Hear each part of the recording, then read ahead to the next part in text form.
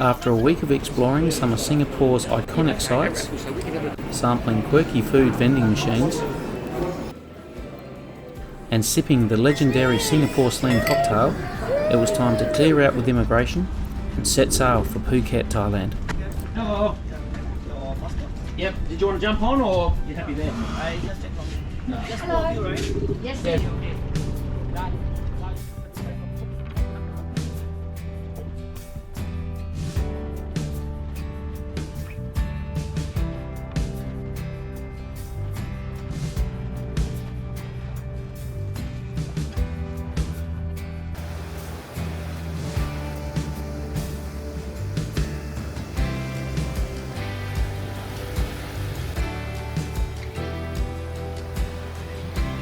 Well, we're finally sailing.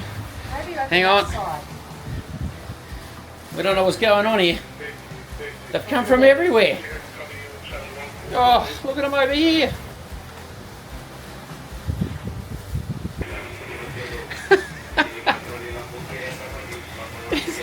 There's so many. They're everywhere. Well, they're less in the kitchen now, in the galley. Well, we finally got the engines off. The wind's gone from behind me to my starboard beam to on the nose, and now it's on our port beam and just forwarded beam, so we're sailing beautifully. So had a 275 degree wind shift then within about 5 minutes. So a few sail changes. Flies. Oh, they're everywhere. They're all over the bench.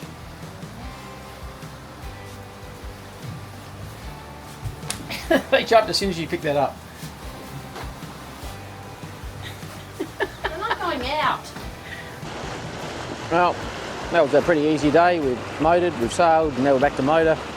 It's good doing those tests on the consumption so we know what we're doing. But just over the back of there, we're coming into Pisang, so Island Pisang.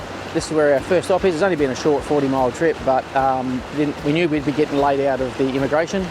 So it's only 4 o'clock in the afternoon, so it's an early stop, but give us an easy step for tomorrow for the next 72 miles to the next stop.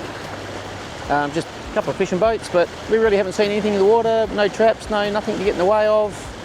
We just kept a little bit off the coast, just on the edge of the ships where they're parked. It's been a pretty easy passage.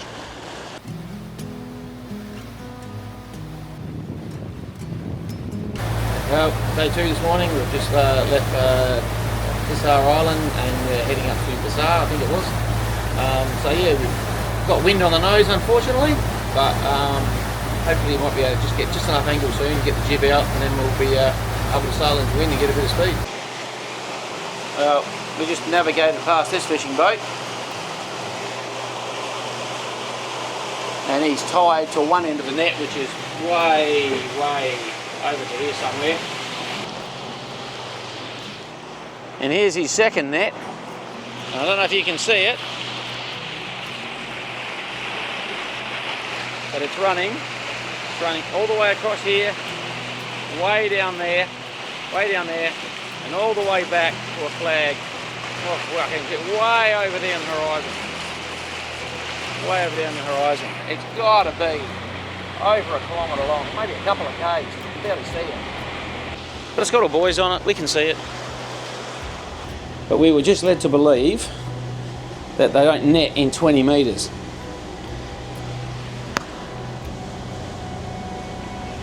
And there it is there. We got 25 metres under keel, so another 1.5 on top. So that's 26 metres he's in. So they do get out here, and that's across the surface.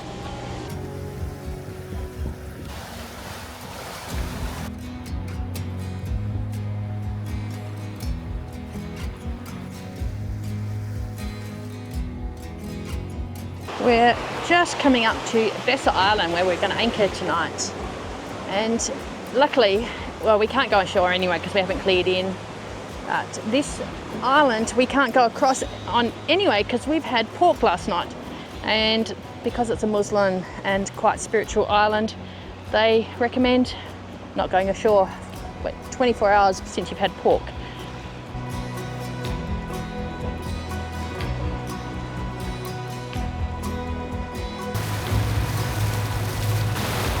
So we're really hoping that we can just get in over this edge over here and get in out of the current. Otherwise we're going back around to the eastern side, but the wind's going to change tonight and then we're going to be on a lee shore. I'm actually liking having two chart plotters. Yeah, I do too, actually. The fact is, it gives you a chance to look at one and gives me a chance to look at one without having to lean over someone. And I've been using... I think so. We're in 16 metres. Ball. How was that? How deep are we? In 16 metres. 16. I have to say going. Right, let's abort. Let's go back. Yeah. So we can't get in behind that granite boulder we're looking at because it's all rocky reef. So we can only just go in there somewhere. I would hate to do this without satellite. I know. I couldn't imagine doing it without satellite. We're so used to it now, there's no other way. I know, we're in 3 now. Oh, slow it down then. Yeah, it's not. I wouldn't say it's real deep. Tides.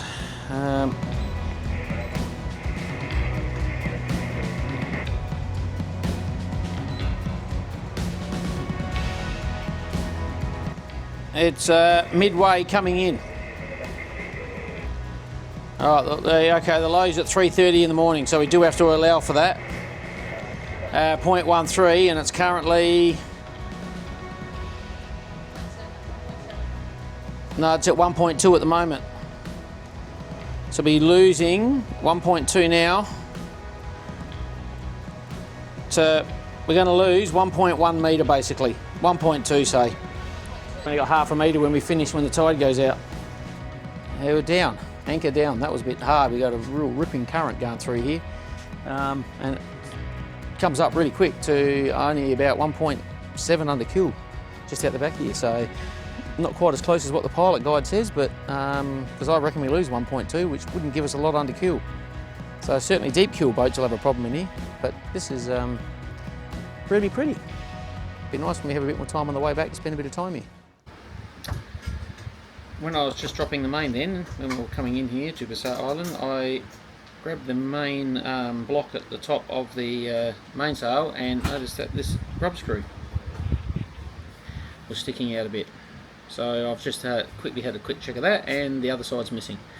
So I've just gone through my little kit here, got the right size, slightly shorter, a couple of mil, but it'll just bed deeper into the block threaded area there. But I will be doing it back up with Loctite.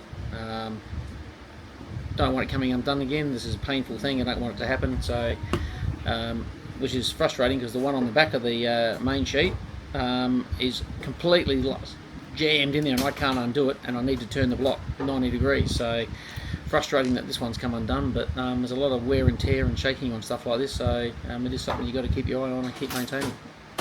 So I do carry quite an extensive grub screw collection. We have normal ones, which was in the end of the block, and I have dog points, which are commonly used in your sail track up the main mast.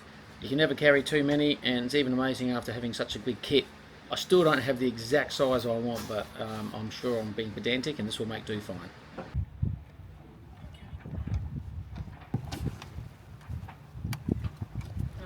The screws have come out of here, so this can now spin and it's not meant to. So this that way, like that. All right.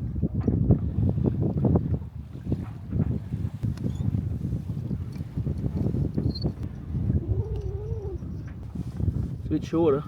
It's in. This one up. They're done up. Lopsided. That should be fine. I haven't got a cable tie that, but it's tight. Well, it's an early start this morning. It's 6 o'clock. We're got a bit of a few miles to do today. We've got about 75 to 80 miles, so we need a little bit more time. So we've got up really early. Well, not really early. 6 isn't too bad. But an hour before sunrise here, so we should be able to make it comfortably tonight in that time frame. So, yep, we're just heading out, waiting for sunrise so I can get the sails up, letting the batteries charge. After last night, we ran the air conditioning all night, so and we were still at about 65% this morning. So, yeah, definitely can run the aircon with the batteries, which is fantastic.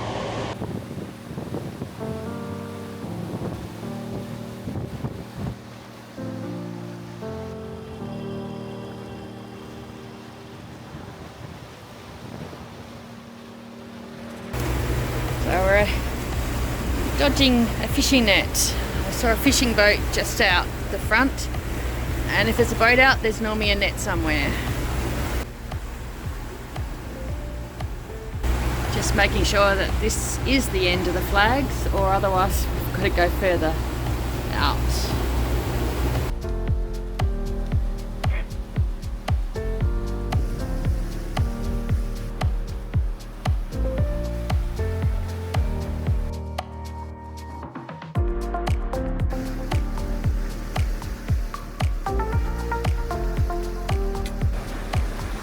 I think we'll cut behind this next one and start veering in. On the chart it looks terrible, but there's lots of room. What's got me bothered is that's that ship we just went past there, MSC Audrey. And there's nothing over here on our port side except for Phantom Ghost Ship with no AIS.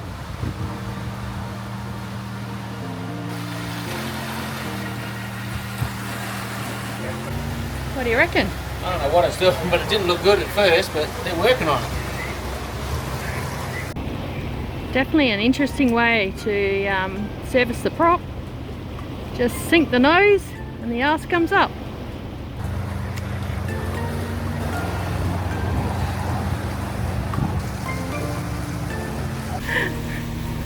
Arse end of a ship sticking up in the air. We've never seen that before. You don't seem to care about the ships. What You're trying to get ships? closer to them than further away from them. So you're a bit concerned about our direction. I'd like to be another 500 metres from them. I quite like being close to them. They're quite amazing things.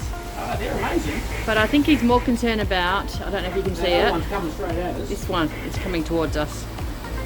2.5, 5, 7.5. That's 10 miles away. He is less than 10 miles, so it's not that boat. So he's That's anchored. not on AIS. Oh, he's probably anchored. Why is he on AIS? He has to be on AIS by law.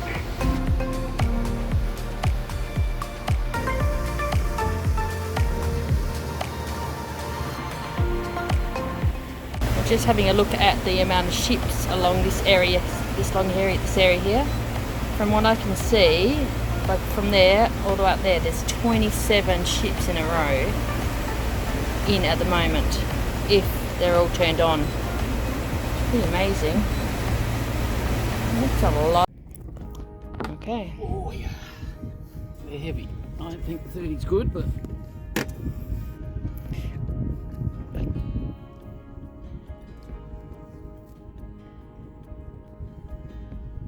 well, that's a bit of a dumb design too.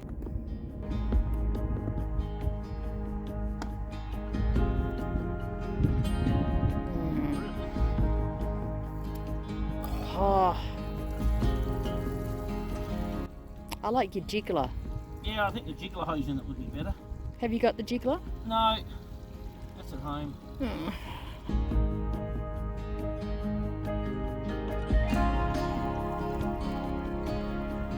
Just like that.